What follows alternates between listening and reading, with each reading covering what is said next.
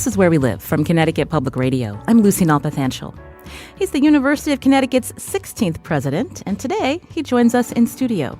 Thomas Katsouleas is a California native who previously worked at the University of Virginia as its executive vice president and provost. In February, he was unanimously appointed to become UConn's new president by the university's Board of Trustees, and he takes over from Susan Herbst, the first female president of the university who stepped down after 8 years. Now, what will be Katsouleas' priorities moving forward? You can join our conversation today, whether you're a UConn student or faculty member or a Connecticut resident whose tax money helps support this public university. Here's the number to call, 888-720-WNPR. That's 888-720-9677. Or you can find us on Facebook Live today. Just search Where We Live and add your question below that video stream. And as always, you can tweet us at Where We Live. I want to welcome into our studio Thomas Katsouleas, again, president of UConn. Welcome to the show and to Connecticut. Thank you, Lucy. It's great to be here. It's great to be in the great state of Connecticut. I mentioned a little bit about your background in my intro, but tell us more about I understand you're a trained physicist and electrical engineer. Why have you decided to dedicate your life to higher ed? Yeah, I began as a physicist and became an engineer. I started probably my father was my biggest influence. I was in fourth grade and wanting to play catch and frisbee outside, and he said, "Why don't we study some physics?" And said that he wanted me to be an engineer and thought physics was fundamental. So I didn't really want to do that as a 10-year-old, you can imagine, but it kind of stuck. I learned Newton's laws and was fascinated by them, and just that one thing led to another. And I was headed to after my education at UCLA, I was headed to Bell Labs. Actually, it was one of the places I'd interviewed, and at the last minute, had an opportunity to do some research at UCLA on the topic that I had done my thesis on. Do an experiment with a colleague and see if it worked. And so I was drawn in, and I was only planning to stay for a year, but that was my entree to academia. I had a wonderful year. It was working in a team, trying to discover new science, trying to make a new particle accelerator work, and we were having a lot of fun. So my original goal was really just to be a faculty member, professor, have a successful group, and I was sort of the accidental tourist when it came to administration. I was working at USC across town from UCLA, and the dean came and asked if I would help with some challenges they were having in the physics department at USC, students getting D's, F's, and W's. So I went over there and worked on that, and apparently it was helpful. So they came back to me later and said, "Gee, you were helpful with that. Would you like to do some administration in addition to the professor work?" So I became an associate dean of various flavors. I became dean of student affairs and dean of research, and eventually vice provost and a few other things, but always keeping my faculty hat until you reach a certain point where you're interested in having a broader impact than just your own work. And I took the leap and became dean of the engineering school at Duke, and from there, as you mentioned, went to Virginia, and finally arrived at the pinnacle here at UConn. I'm thrilled to be here. What about UConn attracted you to this university? Well, I saw a public flagship university that was on the rise. From the outside, you could see that over the last couple of decades, it had been one of the fastest rising public universities in the country. I also had seen from my perspective in Virginia, as we were looking at things like some new programs on writing across the curriculum, we looked for best practices across the United States, and one of the 6 programs that we ended up identifying was UConn's program in writing across the curriculum. So I knew that there were some excellent things going on. The honors program was outstanding.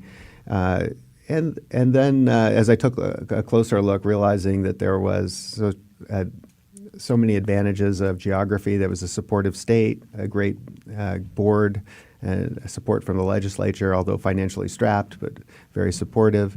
And then this sense of community and school spirit that I encountered from everyone I spoke to. And so all of that put together was the kind of places that I've always wanted to go for my own education, and just the kind of place I always liked for pursuing my own career in higher education. Are you a sports fan? I am.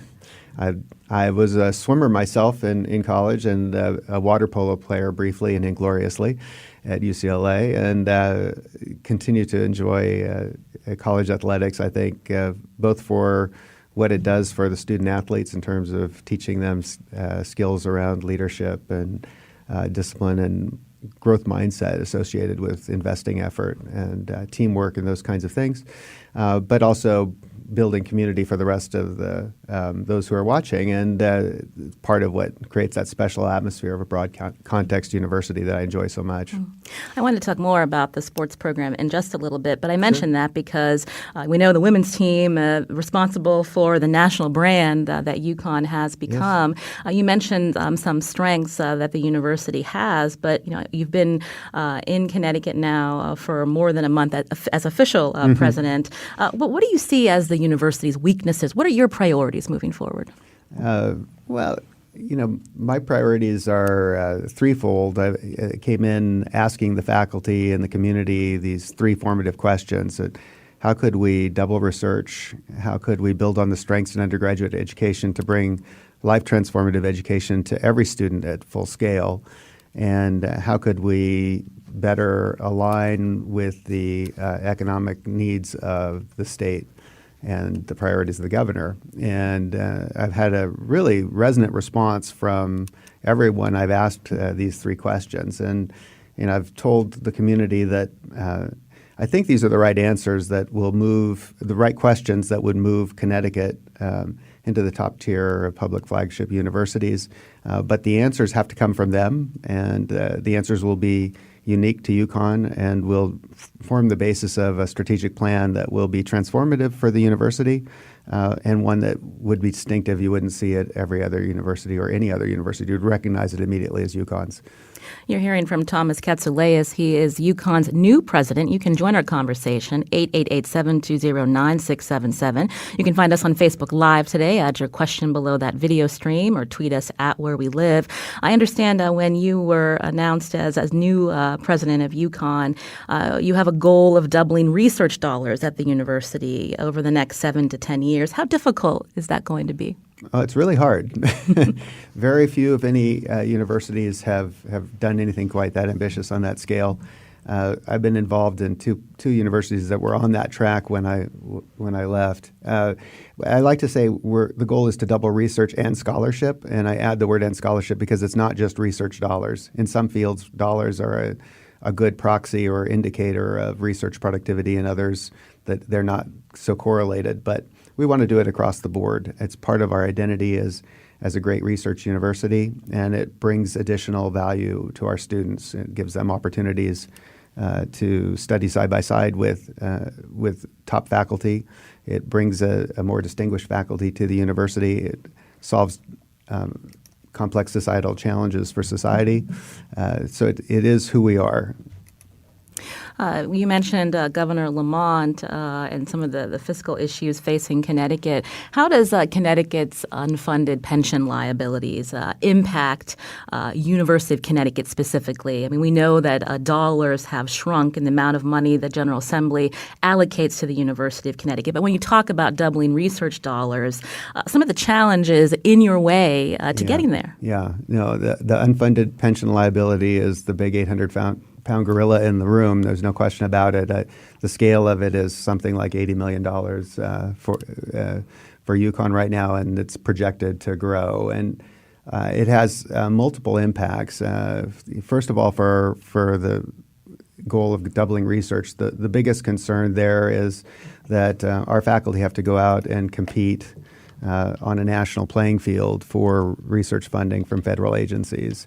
And this can have the unfunded liability has two potentially harmful effects. One is that because the proposal from our faculty will cost more than from faculty from another state, it may not be viewed as strongly and it may not win in the competition. That's the least of my concerns. The bigger concern is faculty are quite passionate about their research, and if they can get a certain amount of funding here in Connecticut with the same amount in another state, and that money goes further in terms of they can hire an additional postdoc or additional research staff to be more successful in their research, the risk is that they'll go somewhere else so they can pursue their passion. And that would be truly catastrophic for the state and for the university. So that's the number one issue. For the health system, the ramifications of the unfunded liability is it's pretty stark. So if you look at where the health system would have closed last year relative to budget, but for the unfunded pension liability that was just transferred onto that column of the spreadsheet, they would have closed the budget $20 million to the positive of budget. The health system's been growing clinical revenues by 60% over the last 6 years, which is really pretty remarkable, among the highest, I think, among any institution, any healthcare institution.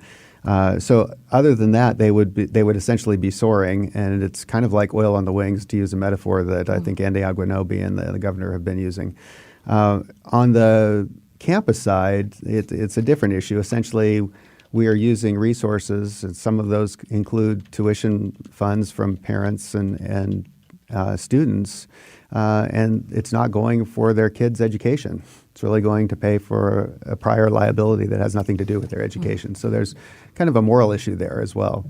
You mentioned UConn Health. Again, this has been the target by state lawmakers to cut costs. Hearst, Connecticut Media reporting, 500 employees at UConn Health make more than $150,000. There have been talks about maybe privatizing UConn Health. Tell us more about, is this something that you would support, and the challenges of getting that kind of partnership going forward?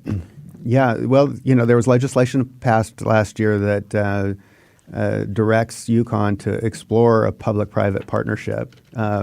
But of course, a PPP does not mean necessarily privatizing the UConn Health. I mean, in fact, if you privatized it, it would only be 2 Ps, I think, left, something like that.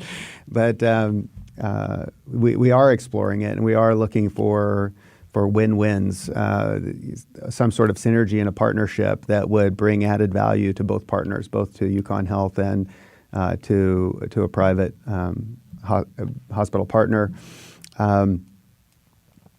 I'm optimistic we'll explore that and go forward. As far as the costs, we looked at it. The costs associated with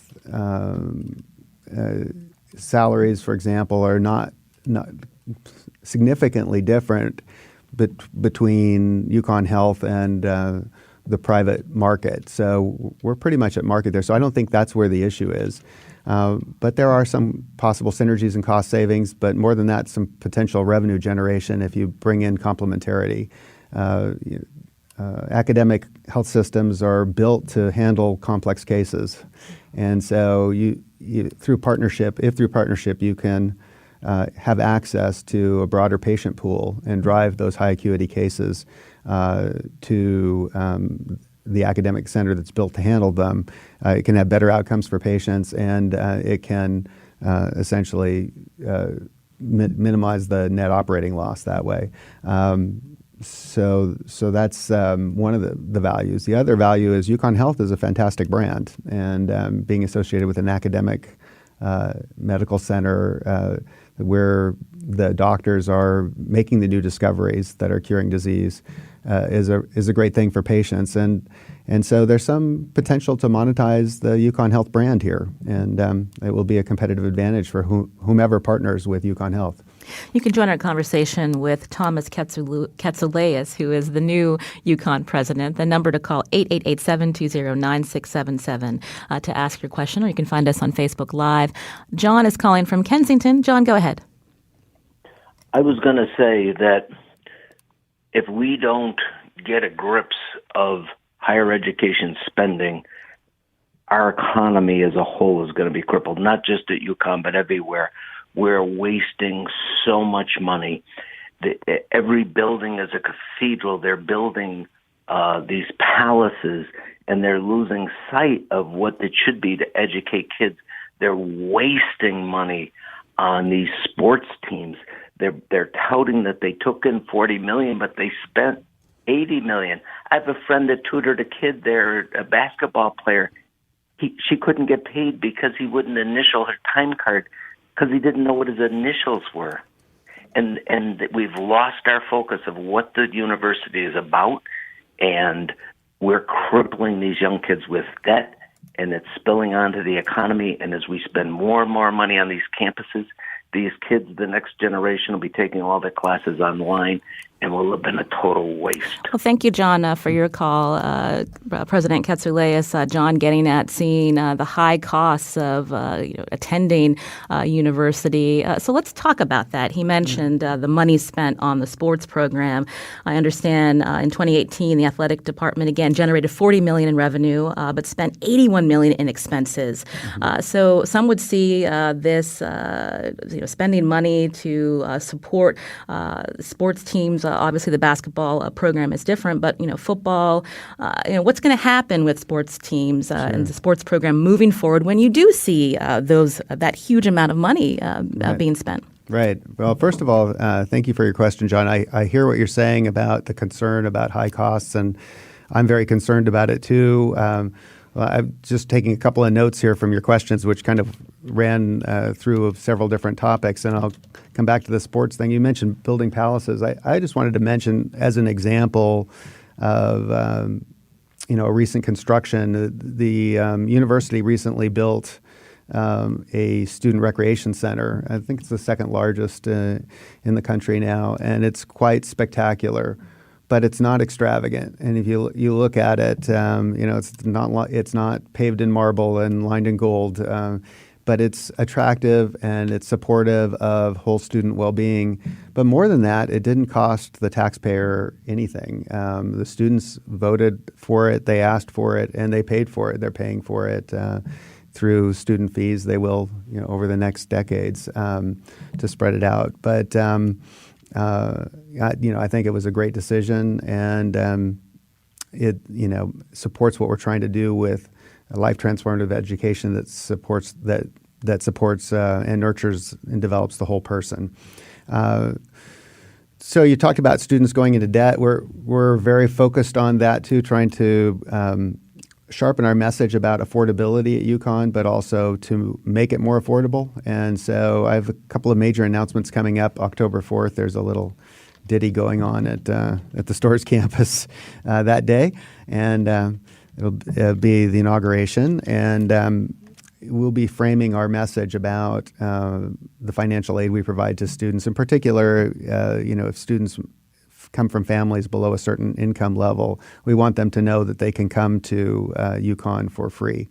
And we do all we can to minimize debt. I think the average debt at UConn is below the national average, and it's somewhere in the 25 to 30K range coming out. So students are not saddled with the kind of debts that are comparable to a home mortgage. I think that's really important. That sets families and students back and puts them in a hole that can take decades to come out of. But if the debt is more on the scale of a car, the debt of a car loan, hopefully that's something they can recover from. We'd like to get it down to zero, but it's going to take an awful lot of work, and we're committed to that. So we're also going to be announcing a major campaign to raise new scholarships to help offset the high cost of education for students. Can you tell us more about this idea of helping students go for free at UConn, and what will be the income level for students to qualify? Yeah, well, I can't tell you that now, but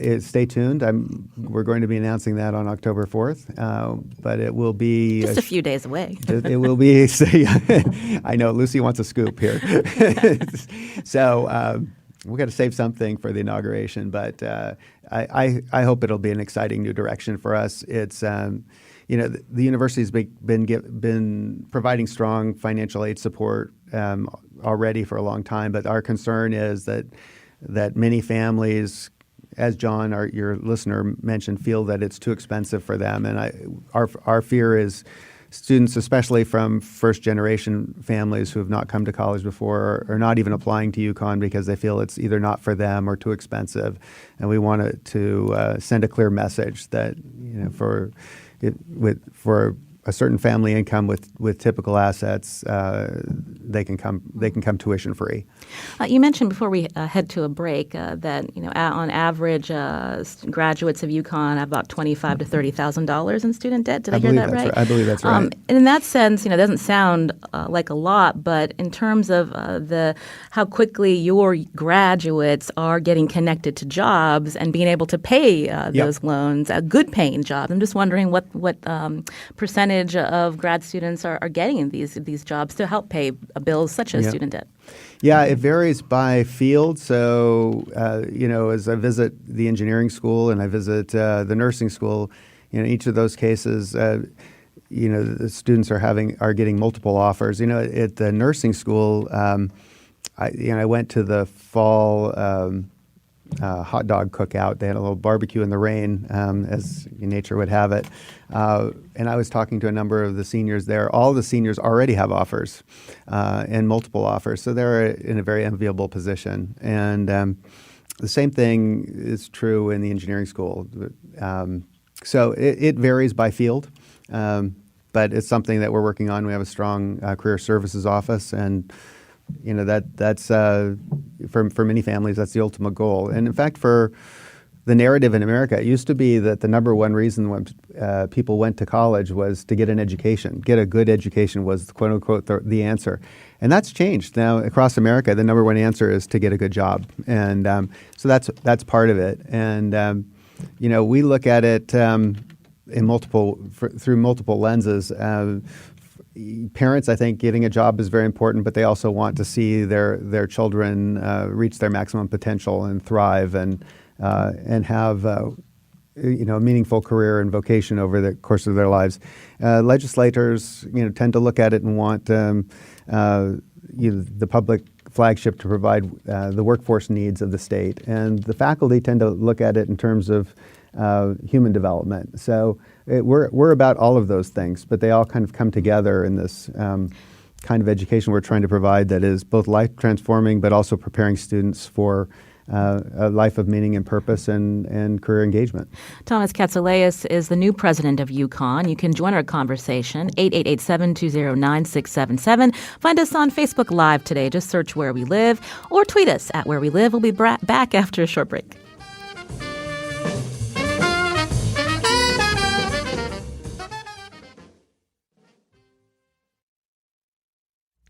This is Where We Live from Connecticut Public Radio. I'm Lucy Nalpathanchel. My in-studio guest today, Thomas Katsouleas, the new president of UConn. You can join our conversation if you have a question, whether you're an alum or a Connecticut resident, 888-720-WNPR. That's 888-720-9677, or find us on Facebook and Twitter at Where We Live. Diane's calling from Middletown. Diane, go ahead. Hello. I absolutely want to support UConn. I was there just by coincidence on Saturday. I saw young people conducting families around campus, and I went to the art museum and had a delightful conversation with a student there. However, as a resident of Connecticut, I am offended by the inability for UConn to control the cost of their athletic program. I think it has bordered on obscene when the highest paid, at one point, employees of Connecticut were coaches. Connecticut has a lot of needs, and one of them is the education of students. The need of Connecticut is not to have these national football, basketball teams. Good teams, fine, but it's obscene, it's upsetting, and we can't afford it. So I think one of your priorities should bring the program into line with what Connecticut can afford. All right, let's have President Katsouleas address your comment, Diane. Yeah. Thank you, Diane. Yeah, this is a concern I hear quite often. Athletics provides tremendous value to the students, to the community, but it also is quite expensive, and it is subsidized, as the previous caller pointed out. And I agree. The subsidy we're on the high side compared to peers. There are very few athletic programs in the country that can operate on their own bottom, meaning without some subsidy from the university and the state.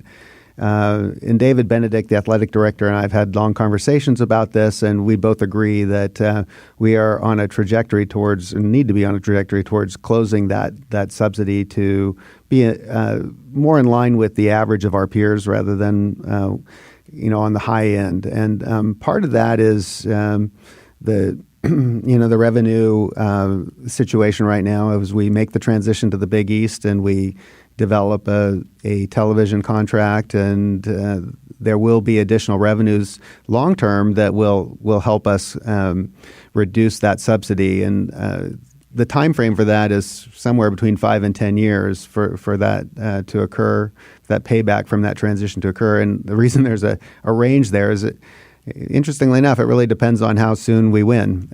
The more winning, the more tickets sold, the more TV revenue there is, and all of those things. So, interestingly, but it's somewhere on that time frame, and it brings us back in line. So, just to recap for listeners who don't follow UConn sports, so the basketball program's moving back to the Big East, but because of that exit, the UConn has to pay, I believe, $12 million to leave the AAC, the conference, and then what happens with the football program? Yeah, right. So the whole university is moving back to the Big East, with the exception of a couple of sports that have special leagues like hockey, ice hockey, and things like that.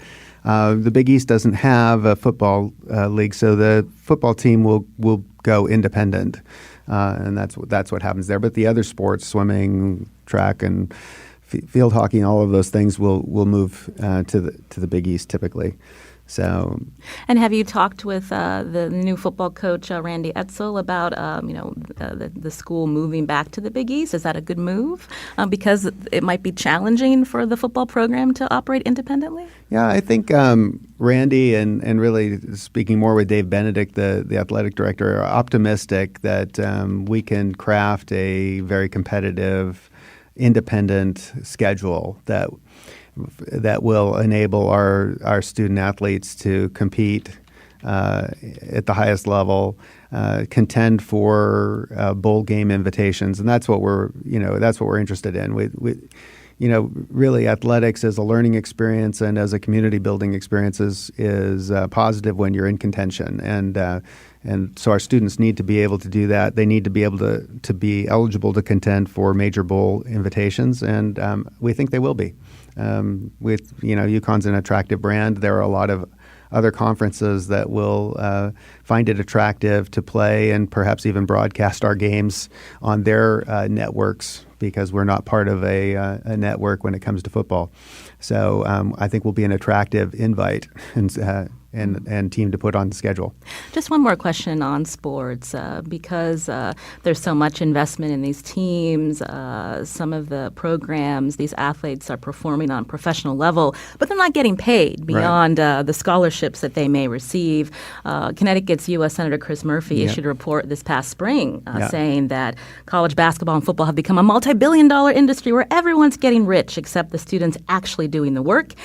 He believes that college athletes should be paid. Where do you stand on that? Chris and I had a wonderful meeting in Washington just a couple of weeks ago, and I noted that I'd read his article in the Chronicle of Higher Education, and we said, we'd like to get back to that, but there were so many more important topics that we spent our half hour talking about all the others instead. I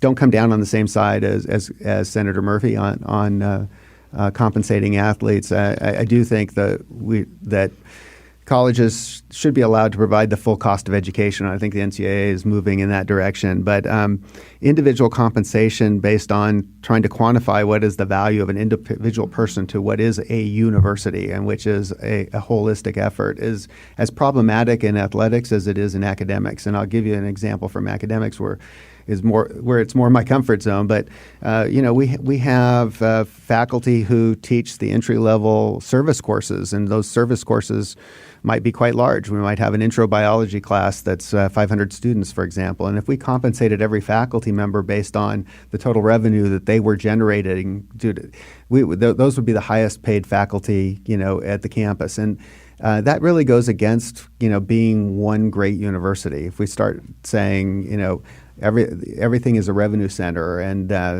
but to be a great university, you have to have wonderful small classes, great large classes. You need to have, researchers. You need to have teachers. You need to have scholars who apply their scholarship to societal needs.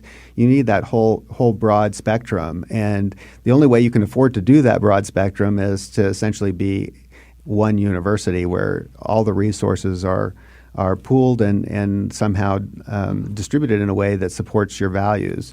And part of that value is the broad context. Mm-hmm. So that's the way universities work. It's not like the university's using this to essentially, line the walls with gold or turn a profit. It's really for other purposes that are of great value to society and to the students at large. Diane, who just called in, referenced coaches' salaries at Ariema being paid more than $2 million. Should some of that money be going back to the great faculty and staff at your university preparing the next generation? It's not quite as fungible as Diane and many of perhaps some of our faculty might think as well. I mean, the coaching makes, as we all have seen, makes a huge difference in students' lives and in success of the teams, and it's a market out there. And so, it's not like there's a pool of money that's sitting there, and I could say, I'll take this pool and take it away from Coach Ariema and put it over here. It's actually not zero sum, so essentially there would be less money overall. So it actually isn't fungible in the way people think, right? The success of the sports teams has a follow-on effect on philanthropy and other things that provide support for scholarships and so on. So it's not like if we cut out sports, the subsidy that we now have for sports would be there to give to academics. In fact, most of the money that we would think would be there for the subsidy would evaporate. So we'll move on from sports. You can join our conversation with UConn President Thomas Katsouleas. The number again, 888-720-9677. Also find us on Facebook Live today. You can add your question below the video stream. Sammy is calling from Stores. Sammy, go ahead. You're on Where We Live. Hi, good morning. I've been a grad student at UConn, and now I'm a postdoctoral fellow at UConn, and excited about your tenure at UConn, and I think great things await this university. I just wanted to talk to you about and ask you a couple questions about the postdocs union negotiations. I've been following the negotiation updates from our bargaining team, and it seems to me that UConn's bargaining team is dragging their feet on some basic issues like fiscal issues, which I understand are difficult, but my impression is that the postdocs union is actually a very small union. It's about 100 and something 100 plus postdocs. But even, I think, to me, more confounding than that is UConn's bargaining team's refusal to agree to strong sexual harassment protection clauses, the kind of strong clauses that we have in the graduate employee contracts. I was wondering if you could just speak to that. To what extent are you keeping abreast of the bargaining negotiations, and whether you're willing to commit your bargaining team to negotiating a strong sexual harassment protection agreement with the postdocs union? And I'll take my question off the air. Thank you. Okay. All right. Thank you for your question. And it was recently, there was National Postdocs Week recently, and I've invited all the postdocs from UConn to come to the president's house in Stores and meet and talk and get to know them. Basically, let them know and let you know that they're an absolutely vital part of our university. They play a critical role in supporting research, but they also are, in some sense, the future of academia. They're future faculty members, if not at UConn, elsewhere. So they play a role in supporting the faculty research, but also in teaching the next generation of undergraduates who are often side by side with them in the lab. So they are a vital and vibrant part of UConn, and we celebrate them. I'm not sure the details of the collective bargaining negotiation. The only part that doesn't sound right to me is the lack of commitment to sexual harassment protection, and that's something that I can assure you personally I care deeply about, and would ensure that we would keep the standard as at the highest possible level and have zero tolerance for an environment that it would put our postdocs or anyone else in our community at risk or exposure to that. We just did a show, President Katsouleas, last week on the number of adjunct professors on U.S. campuses nationwide, also non-tenured track faculty who feel like they're getting relied upon more and more as a cost-cutting measure by different universities. We actually heard from a full-time non-tenured track instructor at a UConn regional campus, and she shared with us, some of us are full-time, but we don't have much control over our teaching conditions, which are worsening. And she goes on to say, increasingly, UConn is hiring full-time non-tenured track instructors instead of tenured track faculty. What is your response to her? How do you keep that balance on campus so that people who devote their lives to academia, who have contributions, can get this kind of work to continue that career? Yeah, she's right, by the way. There has been a trend over the last decade, basically, to hire non-tenure track over tenure track faculty, and it's been in large part due to funding cuts and a way of keeping the classrooms open without going over budget. So this is a trend we need to bring back. It's a pendulum swing that needs to be brought back in balance. In fact, to be a great university, there's no one single answer to how you go about that. You need, it does take a village. You need solitary geniuses. You need rainmakers. You need specialists who are teachers. You need faculty who are research scholars who share that passion with their students. You need the whole spectrum. We've gotten a little out of balance. We were looking at the numbers recently, and we are down from a high of 4.9 tenure track faculty per 100 students to 4.1 tenure track faculty per student. So this concerns me greatly. This is the lowest number we've ever been at. I think it's roughly equal to once before in history have we been that low, 4.1. So I've been talking to the provost and the deans about turning this around and reprioritizing tenure track hires in the next hiring cycle. And so there's going to be a preference. There's no simple formula, but ballparkish. A typical balance might be 1/3, 2/3. 2/3 tenure track, 1/3 non-tenure track. And that, is that sort of village approach. We need all kinds of excellence. And we need to ensure that our non-tenure track faculty have professional career paths that ensure their professional growth and recognition, and they're rewarded and promoted for their skills in the classroom differently than we reward and promote our faculty who are on tenure track, which includes skills in the classroom, but also the research aspect of their work. So both are very important.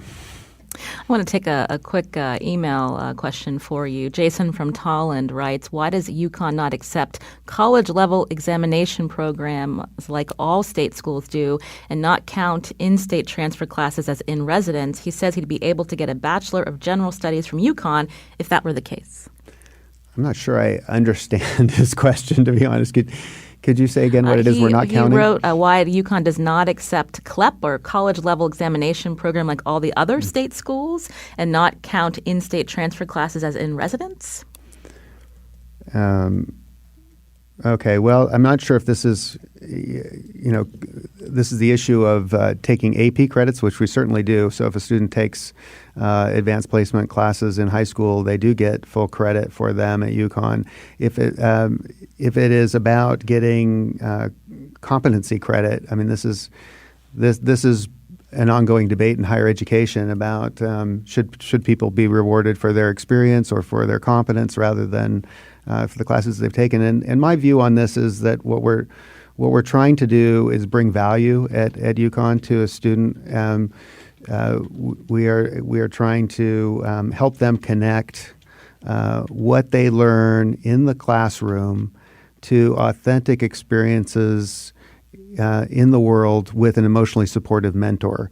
And I believe that the value is in that making that connection. So if a student comes in and just has done the curricular part, but they don't participate at UConn in the connection part, then they're not getting the full benefit of a UConn education. And I suspect that's where the restriction's coming from in this case.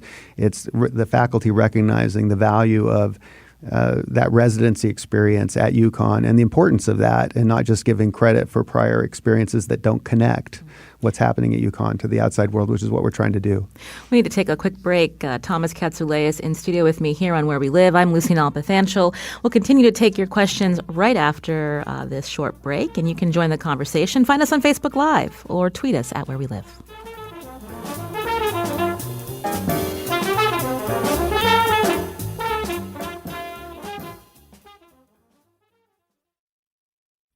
This is Where We Live from Connecticut Public Radio. I'm Lucy Nalpathanchel. We're continuing our higher education series today as we sit down with the University of Connecticut's new president, Thomas Katsouleas. You can join us, too. Find us on Facebook and Twitter at Where We Live. Laura's calling from Madison. Laura, you're on Where We Live. Yes, hello. I was just referring to the dollar amount that was referred to for the student loan, the student debt. And I wondered if that is just the student Stafford loan number, or if they are including parent debt, because I sent 2 kids to UConn where I went, and I'm in like $150,000 in debt. So I don't know where that number comes from. My kids did their Stafford loans and continue to work 10 years later to pay them off. So I just think those numbers are not representative of the truth. Thank you, Laura, for your call. Did you want to respond, President Katsouleas? Yeah, I mean, that's a good question, and I believe the number that I'm quoting is really student debt.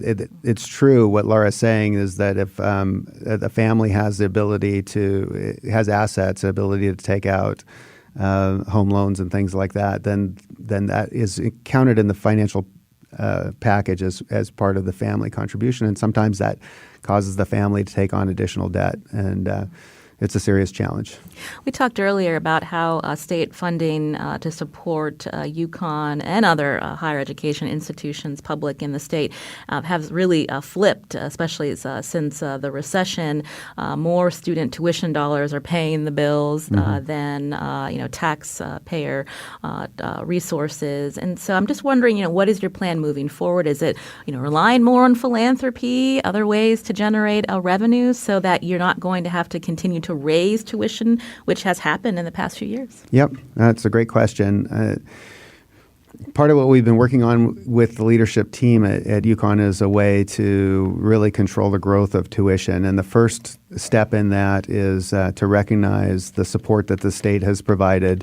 Although it's not as high as it's been in years past, we're very grateful that this last year, with the leadership of the governor and the support of the legislature, the state held the university whole. It did not cut, even in a difficult fiscal climate, did not cut the university this past year. And we feel that it's our obligation to do all we can in return to support that social contract between the state and the university, between the public and the university, and keep tuition increases as low as we possibly can. So we're working on that with that philosophy in mind, that the state supported us and we should do all we can to hold the line on tuition as much as we can. And we'll be we'll be having some conversations about that with the Board of Trustees in our next trustee meeting. But this is the conversation we're having. When we think about the amount of students who can afford paying for an education without relying on loans and parent support, I'm thinking about the number of international students. And is that an approach that UConn has either relied on in the past, or looking to maybe accept more international students who can pay the full ride? Yeah. It's funny. We just for the first time took a look at the number of international students on the national landscape, and we are among the top 20 most international student populations in the country for our undergraduate students. Roughly, it's 10% of our students.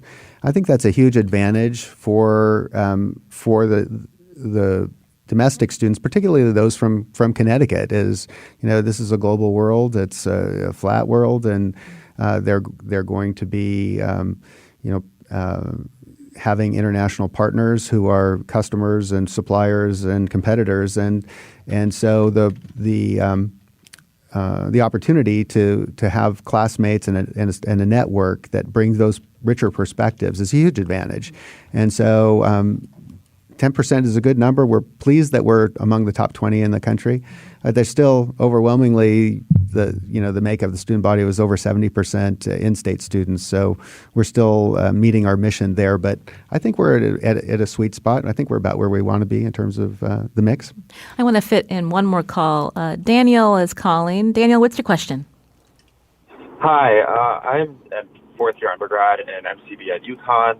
My question is actually more about spending in fine arts. So as time has been going on, there's more pressure for universities, especially UConn, to focus on STEM spending, and there's been a little bit of neglect for the importance of fine arts. So I'm wondering how you can reconcile that and continue to balance fine arts spending in this growing climate of STEM focus. Good question. Yeah. Thank you, Daniel. Fine art. We're really proud of the fine arts school at UConn. It's an important part of the landscape, and even more so in the future, rather than looking ahead. You think about where higher education's going and where the value proposition is. Knowledge is becoming increasingly commoditized. Even making is being somewhat commoditized. But what is always in demand is creativity and innovation. And the fine arts plays a tremendously important role in that, in terms of cultivating creativity. And that's the real value proposition in 21st century workforce. And increasingly, we're beginning to realize the importance of that, not just for fine arts students and humanists and others, but also for engineers. And so fortunately, we've had some wonderful donors. John and Donna Kranicki, for example, have just given $5 million to joint programs between fine arts and engineering, basically leveraging what we know from education pedagogy and fine arts in cultivating and nurturing creativity and bringing that to engineering students, and also creating new career paths for both types of students in entertainment technology arenas. So it's a really exciting new direction, and it's increasingly philanthropically supported. But I think, Daniel, you'll see more resources rather than less coming to fine arts in the future. President Katsouleas, we just have a couple of minutes left. I know you've been holding coffee hours since you came on to campus. What have students been talking to you about? I understand there was a long line at one of these coffee hours. What are they most concerned about or want you to change at the campus? Well, it's been really uplifting. I like to joke about the fact that it's great to have a job where you can get paid to go for coffee for a living. And I find these really uplifting, as well as a good way to keep my finger on the pulse of the university, to see what people's experiences are, what their concerns are. A couple of Fridays ago, I had my last coffee hour at Storrs. I had one just recently in our PERLAC, Puerto Rican Latin American Cultural Center last week, and the week before that I had one at the Hartford campus. But I'll tell you what some of them have been like. The last one I did at Storrs at the Benton Museum, I had a line of students come in, and the first student wanted to talk to me about a plan she had for doing open source textbooks to save her classmates hundreds of dollars a year in textbook costs, and could I help? And I was like, absolutely. And the second students who came in were co-organizers of Huskython, raising $1.3 million a year for cancer research, and could I help elevate that? And of course I would love to. And the third student was the president of the Student Alumni Association, seeking to increase the number of students active in the Alumni Association while still students. And I was thinking I should be coming to you, not the other way around. But this is what it was like. And just one after another like that. There was a fourth student who came in, was an honor student in environmental science with some ideas for carbon incentives for the campus to reduce our carbon footprint. And of course, this has been a big concern last week with the March for Climate Change.